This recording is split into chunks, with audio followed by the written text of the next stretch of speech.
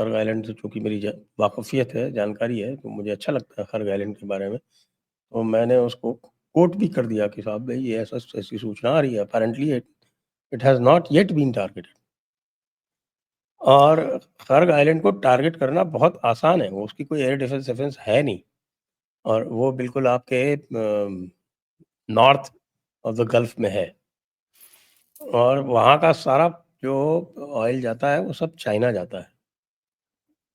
तो खर्ग आइलैंड को अगर इन्होंने अटैक किया तो स्ट्रेट्स ऑफ हॉर्मज़ को क्लोज करेगा ईरान। अब ये नहीं कब करेंगे, होगा, कैसे होगा, ये देखने वाली बात है। नहीं करेंगे सर। देखिए 2-3 चीजें हैं इसके अंदर, क्योंकि अगर आप ये करोगे तो ग्लोबल आपको जो सपोर्ट है ना इस टाइम पे, and even domestic support Donald Trump का चले जाएगा, क्योंकि the oil prices will reach $10 a gallon and वहां पर लोग इसको उतार देंगे। ठीक है, so that will not happen. कल एक रिफाइनरी पे अटैक हुआ था, but that refinery basically produces rocket fuel. ठीक है, वो प्रोसेस करके रॉकेट फ्यूल बनाते हैं, सॉलिड फ्यूल बनाते हैं जेल का। So petroleum jelly and all that stuff, that is the refinery that got hit. So वो एक कल उसने काफी वो चलाया था, oh Iran refineries up in flames and this and that. I तो मैंने सर्च करा, देन आई रियलाइज कि वो रॉकेट फ्यूल वाली रॉकेट फ्यूल फैक्ट्री है, वेयर ऑब्वियसली पेट्रोलियम का काम होता है। So that is a legitimate military target, उसके अंदर कोई प्रॉब्लम नहीं है, एंड ईरान भी कुछ नहीं बोलेगा उसके अंदर, वो लेजिटिमेट टारगेट है, उसके अंदर कुछ चक्कर नहीं है।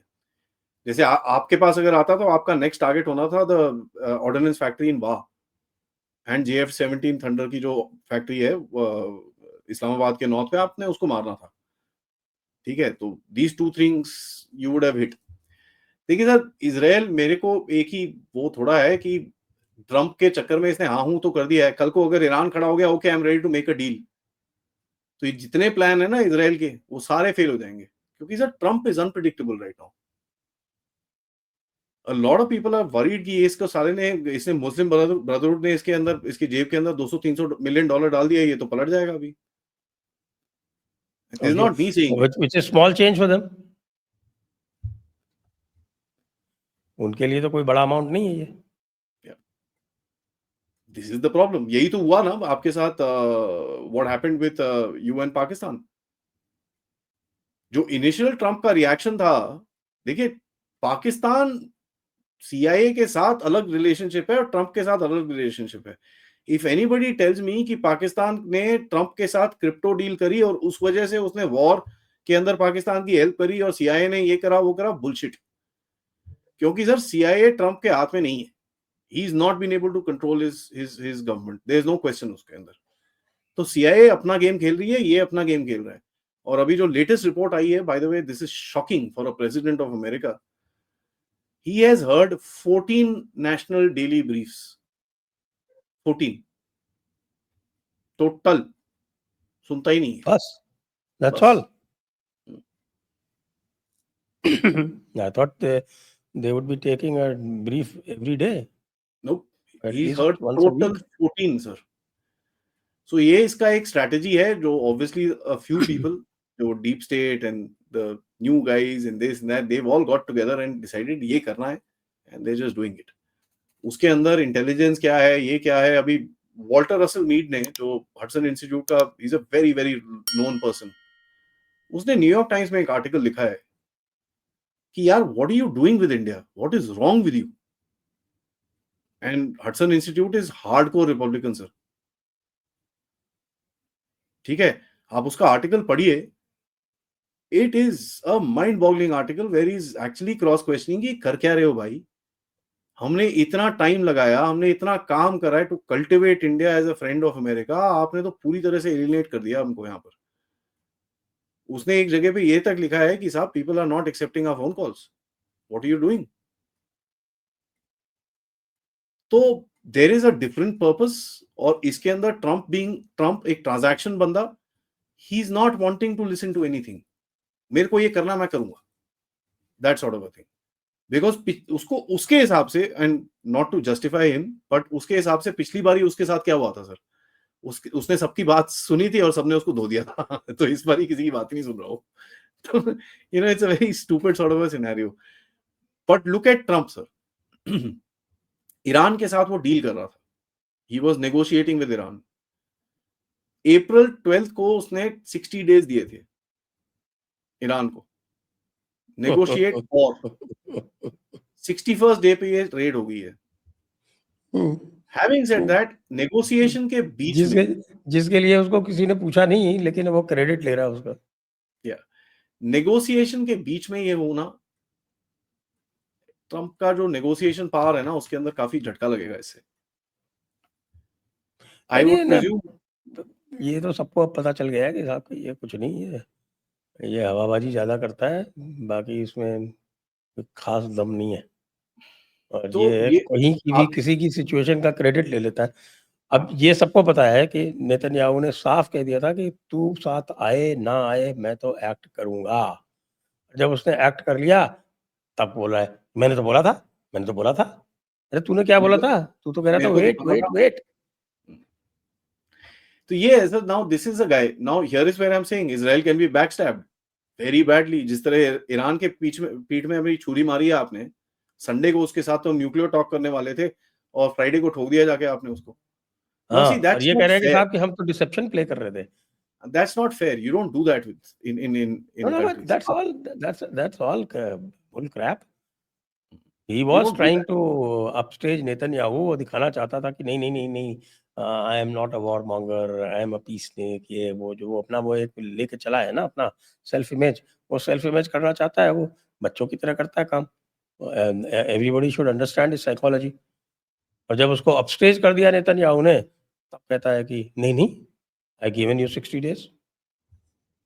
सो नेतन्याहू ने ही कह दिया इसको कि भाई ये तुम्हारी फाइनल जो 60 डेज है, 60 डेज पूरे होते ही I will do what I have to do.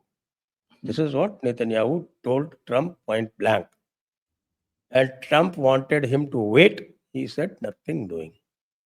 तो यहाँ पर नेतन्याहू आपके ने साथ एक, इसको उसी तरह से लात मारी है जैसे मोदी जी ने इसको लात मारी है जब इसने क्रेडिट लेने की कोशिश की है। यहाँ पर भी सेम चीज हुई है, you did what you had to do.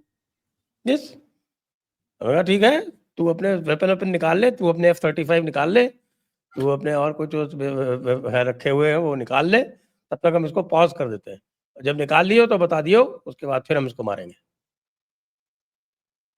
So yeah, I mean it's an interesting game, I but am sir talking about plausibility, क्योंकि मेरे को यही अगर है, आपकी इतनी पावर थी कि आपने हमारी वो रुकवा दी, सीज फायर करवा दिया, तो भारत को बोलना चाहिए था ना सीज फायर। भारत तो कह रहा नहीं, पॉज है, पॉज है देख रहे हैं, प्रोबेशन पे है ये बंदा। बस। गुड बिहेवियर के सर्टिफिकेट अगर इसको दिया हमने, तो ही इसको रखेंगे नौकरी पे, नहीं तो नहीं रखेंगे, ये बोल रहे हैं Modi ji. Now there is another small little angle that we need to also consider यहाँ पर। Russia and China, Alexander Dugin जो पुतिन साहब के बड़े क्लोज एडवाइजर हैं, उन्होंने एक ट्वीट डाला है, and that shocked me actually. He said कि हमने जब ईरान हमको मिलने आया था जनवरी में, हमने उनको अलायंस ऑफर किया था, hmm. And he said Iran refused. Now when I hear that, I am like, why would they do that, right? So that's a little weird scenario. और अमेरिका को देखो इस टाइम पे, आपको उसने एंगेज करके रखा है पाकिस्तान के साथ, ऑपरेशन सिंदूर चल रहा है, रशिया को वहां पर लगा रखा है उसके बेसिस के ऊपर ड्रोन स्ट्राइक करके, तो Russia is a little very. China अकेला है, चाइना कुछ करेगा तो आपको पता है फिर पूरा फोर्स लेके वो पहुंच जाएगा, and America is not involve in either one of them except for giving money and weapons. तो उसकी पूरी might is free right now. I am saying China takes a step right now, it will be oh ho. China तो अभी पाकिस्तान को strengthen करने में लगा हुआ है। नहीं करेगा सर वो, देखिए वो वहां रहेगा J-35, साहब, देखिए क्या अब क्या देख, कर रहा है। J-35 देने की बात कर रहा है, और hyper glide vehicle, hypersonic glide vehicle देने की बात कर रहा है, हाँ दे उसकी दीजिए, बढ़िया है, टेक्नोलॉजी साथ साथ डेवलप करने की बात कर रहा है। बढ़िया तो है, मुझे लगता है फैंटास्टिक। कि इंडिया को भी उसी तरह से, जैसे इसराइल ने कहा कि अगर ये किया तो मारूंगा, इंडिया को भी कह देना चाहिए अगर ये किया तो मारूंगा। देखिए सर ऐसा है, पाकिस्तान को वो कितनी देगा, 100 मिसाइल दे देगा, 200 दे देगा। आपकी अपनी मिसाइल है, आप 5000 बना लो, right? And that's the difference. हाँ, वैसे तो इस पूरे इसमें भी जो है वो they got overwhelmed because they did not have quantity. Right now, how much did you use in total? 19 BrahMos, 19 crystal लोग तो maze कह tube, रहे हैं 15, only 15 ना air to 19 total surface fire में ही है सर। वो cruise जो missiles. हाँ, वो जो शिशिर गुप्ता ने जो आर्टिकल डाला है, Hmm. 19 BrahMos, 19 Hmm. crystal maze tube, 11 scalps, Hmm. and 4 to 6 sards. Hmm. Saw, not sard, saw. Hmm. And थोड़ी बहुत ही इधर-उधर हुई हैं। These are the main heavy duty missiles that have been used. Sir 50-60 में तो आपने कंट्री तोड़ दिया भैंस के, और क्या चाहिए? I mean hardly anything. 60 क्या बताओ 60 odd यार, missiles you brought वो to a मैं bloody I country. Am very sad about that. वो ना वो जो ओ इन्ना लिल्लाही व इल्लैहि राजिऊन, वो जो मर गए उसमें नूर खान में, उसमें अमेरिकन भी थे, पता है आपको? देखिए सर, ये जो वो इनके जो वेंट के थ्रू जो क्रिस्टल डाला था ना। नहीं, see these are basically underground command centre sir, ठीक है? एंड पाकिस्तान के पास 22 हैं ये। C4I। हाँ, ठीक है? Pakistan has 20 it of was not these C2, it was C4I। C4I। HDBT बोलते हैं, hardened deeply buried targets. Right, so ऐसे टारगेट को निकालने के लिए आपने जिस तरह से काम करा है, where you hit it in a bloody hole which is this much, उसके बाद आपने एक जगह पे और मारा है जहां पर the bloody hole is just bloody 1.5 meters is gone inside.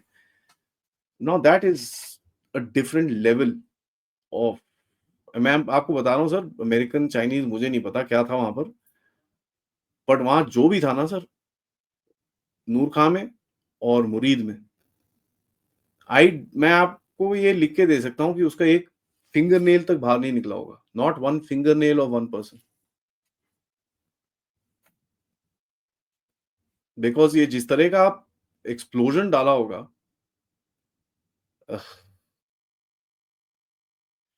And देखिए सर, यहाँ पर भी टारगेटिंग देखिए आप, you look at the intelligence that you getting, you are targeting Murid at a place where you know वो अंडरग्राउंड बंकर में वहां पर पिलर नहीं है, नहीं तो पिलर्स नॉर्मली स्टॉप, ठीक है? पिलर इज अनदर स्ट्रक्चर जो रोक देगा मिसाइल को।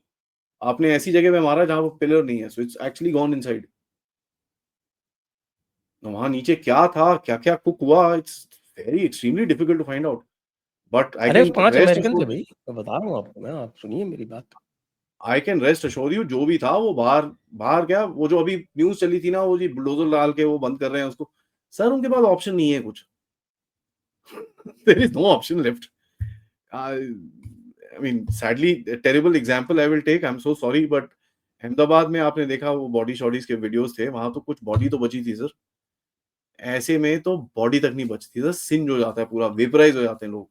The kind of explosion that happens in a small surface with a missile going inside and exploding like that sideways,